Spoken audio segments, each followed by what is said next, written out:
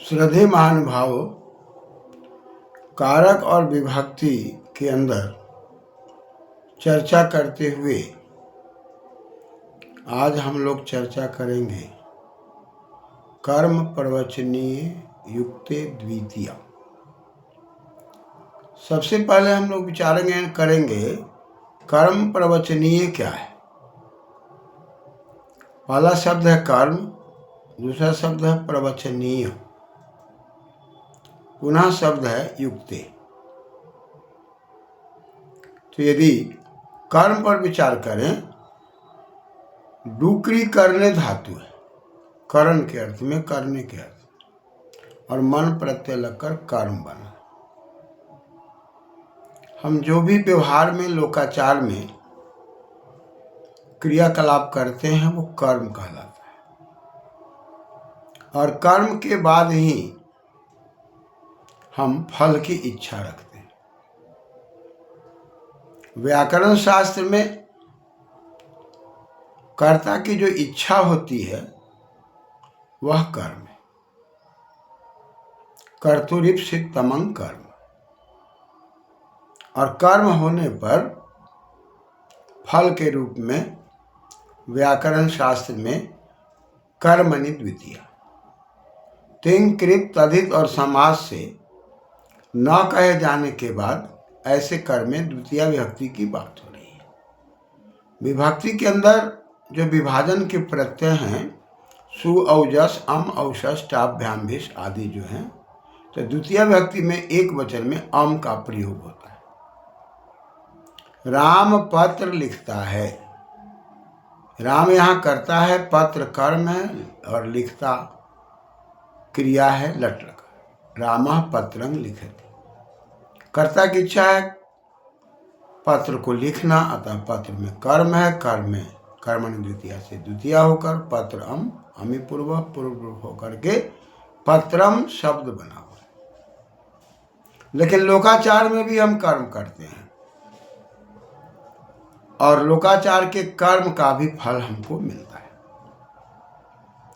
तो लोकाचार में जो हम कर्म करते हैं उसमें सबसे श्रेष्ठ कर्म यज्ञ है, और यज्ञ के द्वारा ब्रह्मांड को, अपने जीवन को, समाज को, परिवार को, वायुमंडल को संतुलन करने की बात आती है। बड़े बुजुर्गों का मान सम्मान करने की बात आती है, वहाँ भी कर्म की बात आती है। यहाँ शब्द है कर्म प्रवचनीयाः।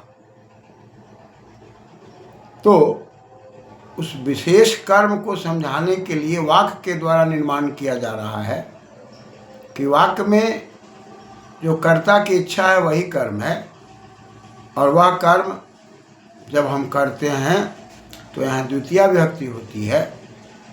और लोकाचार में जो हम कर्म करते हैं तो हम उस कर्म से सुफल को प्राप्त करते हैं। लेकिन इसी कर्म को समझ करके ही संसार के कर्म को समझने का निर्देश है।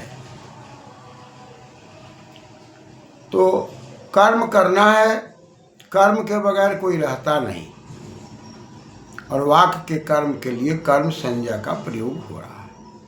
इसी बात को विशेष दायरे में हम कर्म की जब बात करेंगे तो लोकाचार में यज्ञ कर्म करेंगे, स्वाध्याय करेंगे, तप करेंगे, अच्छे कर्मों के द्वारा हम आगे बढ़ने की बात करेंगे। उन कर्मों को समझने के लिए वाक्य के कर्म, व्याकरण के कर्म को समझना पड़ता है। तो कहा कर्म प्रवचनीयाः। प्रवचनीया में प्रवचन शब्द है, और प्रवचन में प्रउपसर्ग है, वच परिभाषण धातु लिट प्रत्यय, योर नाकौ से यू को अन होकर प्रवचन, प्रवचनम, कर्म प्रवचनम बना हुआ है। अब प्रवचन में पुनः छ प्रत्यय लगकर भाव के अर्थ में, होने के अर्थ में, आयरी इन या फाड़ा घांग प्रत्यादि नाम से छ को या आदेश होकर के बना हुआ है प्रवचनीया, और बहुवचन में जस लगकर प्रवचनीया। कर्म प्रवचनीया, कर्म को प्रखर रूप से भाषण करना, देना, बोलना, कहना कर्म प्रवचन यहाँ कहा गया। तो यह सूत्र पाणिनि व्याकरण के अंदर दिखाई पड़ता है और इस सूत्र से बहुवचनांत प्रयोग है कि आगे के जो भी सूत्र दिखाई पड़ेंगे उन सूत्रों में यह अधिकार सूत्र है। यहाँ से हम कर्म प्रवचनीय नाम रखते चले जाएंगे। जब नाम रखते चले जाएंगे तो पहला सूत्र आएगा अनुलक्षणे। कहा कि अनु को लक्षण के अर्थ में, लक्षण में सप्तमी है तो लक्षण के अर्थ में हम अनु को कर्म प्रवचनीय कहेंगे। लक्षण क्या है भाई? तो लक्ष्य दर्शनांकनयो धातु है। लक्ष्यति लिट प्रत्यय अन है लक्षणम, लक्ष्यति लक्षणम। जो हमको द्योतित होता है, जो हमको दिखाई पड़ता है, जो प्रतीत होता है वो लक्षण है। चाहे यज्ञ कर्म करने का लक्षण दिखाई पड़े, चरित्र का लक्षण दिखाई पड़े, सदाचार का लक्षण दिखाई पड़े, जो लक्षण हमको दिखाई पड़ता है उसमें लक्षण के अर्थ में अनु का प्रयोग यदि हम कर रहे हैं तो अनु के प्रयोग में लक्षण दिखाई पड़ने पर उसका नाम व्याकरण की भाषा में कर्म प्रवचनीय होगा। जब कर्म प्रवचनीय नाम पड़ जाएगा तब आगे सूत्र कहता है कर्म प्रवचनीय युक्ते द्वितीया। कर्म और फिर प्रवचन, कर्म प्रवचनीय, छ का ईय कर्म प्रवचनीय, कर्म में होने वाले, कर्म में ठीक प्रकार से होने वाली व्यवस्था। कर्म प्रवचनीय युक्तम, कर्म प्रवचनीय युक्तम, तस्मिन युक्ते। युक्तम में युज है जुड़ना, कर्म से जुड़ना। कोई भी कर्म से यदि हम जुड़ते हैं तो ऐसे योग में कर्म ने द्वितीया से द्वितीया की निवृत्ति आ रही है तो द्वितीया विभक्ति होगी। तो अनु शब्द की संज्ञा हो गई कर्म प्रवचनीय और उसमें द्वितीया की बात आ रही है। तब अनुप्रावर्षत ऐसा शब्द दिखाई पड़ रहा है, वर्षा हुई तो लक्षण क्या दिखाई पड़ा? वर्षा का लक्षण। अनुप्रावर्षत, अनु के लगने से क्या हो गया? कर्म प्रवचनीय नाम पड़ गया। कर्म प्रवचनीय नाम पड़ने से क्या हुआ कि कर्म प्रवचनीय युक्ते द्वितीया, इसमें द्वितीया की बात आ गई। किसमें द्वितीया की बात आई? तो योग में अनु शब्द कर्म प्रवचनीय शब्द हो गया तो अनुप्रावर्षत, यहाँ पर वर्षा हुई, लकार का जो प्रयोग दिखाई देता है इसके योग में अब जो भी अगल बगल में शब्द है उसका योग हो गया तो उसमें द्वितीया की बात हो रही। संहिताम, संहिता वेदों को कहते हैं। जब उसका कर्म कांड में हम प्रयोग करते हैं, यज्ञ इत्यादि में प्रयोग करते हैं तो उसको संहिता कहा गया। तो ऋग्वेद, यजुर्वेद, सामवेद, अथर्ववेद के मंत्रों का पाठ करके जो हम यज्ञ करते हैं इसलिए इसको 4 भागों में बांट दिया गया वेद को, जिससे हमको ज्ञान मिल सके। विद्ली लाभे ज्ञाने, ज्ञान मिल सके, हम सत्ता को समझ सकें और विचार कर सकें। इतने अर्थों में घय प्रत्यय लगकर वेद बना हुआ है। तो हम विचार जब किए, संहिता का पाठ किए और लक्षण दिखाई दिया कि पाठ किए और वर्षा हुई। संहिताम अनुप्रावर्ष।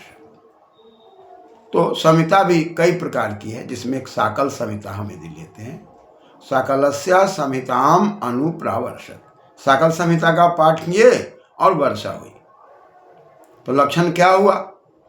वर्षा होने का लक्षण संहिता का पाठ, और वर्षा दिखाई पड़ा, लक्षण हमको द्वितीय पड़ा। अनुलक्षणे, अनु शब्द लक्षण के अर्थ में आया। अनुप्रावर्षत, वर्षा हुई, दिखाई पड़ी, और लक्ष्यति लक्षणम, वहाँ हमको लक्ष्य दिखाई पड़ा। दर्शन हुआ, अंकन हमने किया, चिंतन मनन किया। तो ऐसी परिस्थिति में संहिता के पाठ से हुआ। तो जब कर्म किया गया, कर्म का प्रवचन हुआ, उसका लक्षण दिखाई पड़ा, और लक्षण जब दिखाई पड़ा तब उसमें द्वितीया की बात होगी। सूत्र में बताया गया कि ऊपर से निपात की अनुवृत्ति आ रही है। निपात में निव सर्ग है, पत गतौ धातु है, और इसमें जब हम विचार करेंगे तो नीच प्रत्यय लगाकर और पुनः हम जब इसमें नीच का लोप कर देंगे और पदगत धातु से नीच लगाकर लोप करके पुनः अचोय नीति से नीच के पैर रहते, नीत के पैर रहते, प के आ को अतोध्याय से वृद्धि करके शब्द बन गया निपात। तो शब्द है निपात और इसके अंदर सूत्र का प्रयोग आया कि अनु का लक्षण दिखाई पड़े तो अनु शब्द या अनु उपसर्ग को हम निपात कहेंगे, कर्म प्रवचनीय कहेंगे। और कर्म प्रवचनीय कहने के कारण, निपात होने के कारण, प्रवचनीय होने के कारण कर्म प्रवचनीय युक्ते द्वितीया से द्वितीया हो गई। तो इसके योग में संहिता शब्द में अम लाकर अमी पूर्व से पूर्व रूप करके संहिताम बन गया। तो साकालस्य संहिताम अनुप्रावर्षत, यानी कि कर्म प्रवचनीय युक्ते द्वितीया, कर्म प्रवचनीय के योग में द्वितीया विभक्ति हुई, अनुलक्षण से कर्म प्रवचनीय संज्ञा और संज्ञा होने से उसमें उसके योग से द्वितीया होकर संहिताम की सिद्धि हुई। तो यहाँ वाक्य निर्माण की सिद्धि हो रही है और कर्म करने का ओर भी संकेत है कि वेद आदि शास्त्रों के पठन पाठन से हमारे जीवन की शैली में कुछ न कुछ लाभ होता है, उसका लक्षण दिखाई पड़ता है। इस अर्थ में कर्म प्रवचनीय युक्ति द्वितीया से द्वितीय व्यक्ति की बात कही जा रही है कि कर्म प्रवचनीय संज्ञा होगी, कर्म संज्ञा होने से कर्म प्रवचनीय युक्ति द्वितीया से द्वितीय व्यक्ति हो जाएगी और द्वितीय होकर संहिताम अनुप्रावर्षत, सकल संहिता का पाठ किया गया और वर्षा हुई। तो यहाँ संहिता में द्वितीय व्यक्ति का प्रयोग होना अनु के कारण है, यही मुख्य रूप से समझना है। धन्यवाद।